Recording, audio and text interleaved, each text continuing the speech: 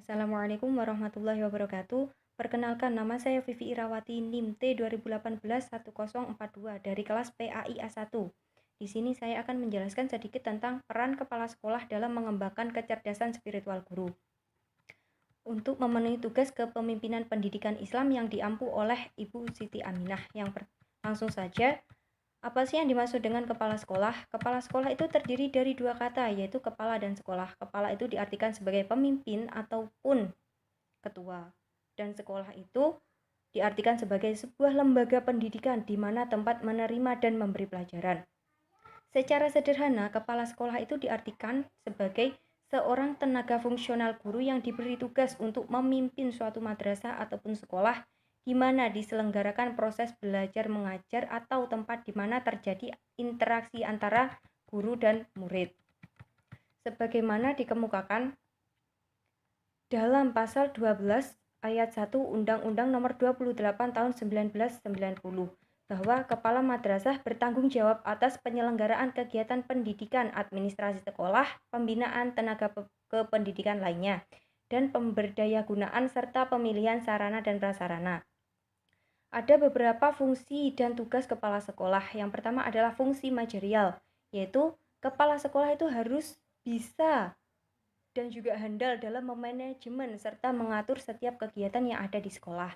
Yang kedua adalah fungsi perencanaan, yaitu kepala sekolah dituntut untuk membuat dan menyusun perencanaan kegiatan, baik kegiatan belajar mengajar, kegiatan ekstrakurikuler, maupun kegiatan pelatihan para guru dan staf, dan perencanaan lainnya.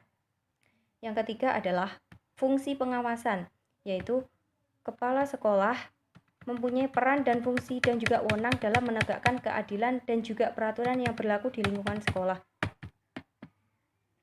Yang keempat adalah fungsi pengawasan, yaitu kepala sekolah mempunyai peran dan fungsi dan juga wewenang menegakkan keadilan. Yang kelima, kepala sekolah itu sebagai supervisor, yaitu bisa membina para guru ataupun memberi pembinaan yang direncanakan untuk membantu para guru dan pegawai sekolah maupun madrasah dalam melakukan suatu pekerjaan yang efektif. Yang kelima adalah kepala sekolah itu sebagai motivator, yaitu kepala sekolah harus bisa memotivasi para guru atau memiliki profesi dan memberikan motivasi pada orang lain. Terus yang selanjutnya adalah peran kepala sekolah dalam mengembangkan kecerdasan spiritual. Kecerdasan spiritual itu adalah kemampuan untuk memberi makna ibadah terhadap setiap perilaku dan kegiatan melalui langkah-langkah yang bersifat fitrah menuju manusia seutuhnya dan memiliki pola kepemimpinan tauhid dan hanya karena Allah Subhanahu wa taala. Hendrik mengemukakan karakteristik seorang pemimpin atau kepala sekolah dalam mengembangkan kecerdasan spiritual guru, yaitu harus memiliki integritas, artinya sikap yang teguh atau memiliki teguh pendirian, yang terbuka, artinya terbuka kepada siapapun. Yang ketiga, mampu menerima kritik.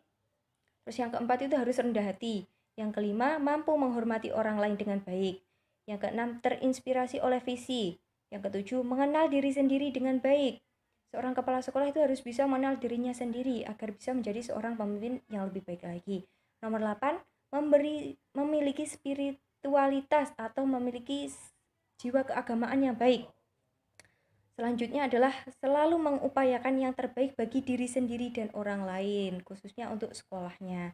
Terus untuk penjelasan selanjutnya yaitu faktor yang menghambat kepala sekolah dalam mengembangkan kecerdasan spiritual. Di sini ada dua faktor yang menghambat kepala sekolah dalam mengembangkan kecerdasan spiritual. Yang pertama adalah faktor ekstern dan yang kedua faktor intern. Faktor ekstern itu berasal dari kepala sekolah itu sendiri atau yang berasal dari luar, yaitu kurang bijaksananya seorang kepala sekolah dalam memimpin sehingga mempengaruhi kinerja guru.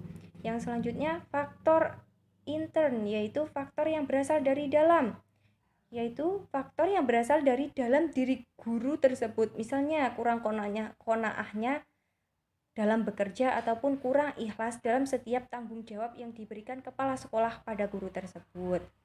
Seseorang itu harus memiliki kecerdasan spiritual, memiliki pandangan bahwa pekerja bagi mereka adalah bernilai ibadah. Dengan demikian, Seorang guru yang bekerja bukan hanya menjadikan pekerjaannya sebagai kebutuhan jasmani, melainkan untuk dalam bentuk ibadah. Sekian penjelasan dari saya. Kurang lebihnya mohon maaf. Wassalamualaikum warahmatullahi wabarakatuh.